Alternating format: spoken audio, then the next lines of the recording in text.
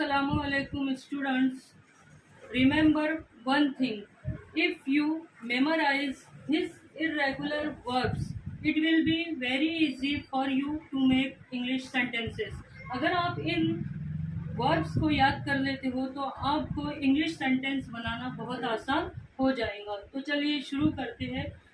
Choose first form, chose second form, chosen third form.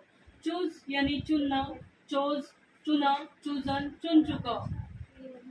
क्लेव क्लेव यानी फाड़ना, clove यानी फाड़ा, clone यानी फाड़ चुका। क्रीप यानी रेंगना, क्रैप्ट यानी रेंगा, क्रैप्ट यानी रेंग चुका। चाइड यानी डांटना, बुरा भला कहना।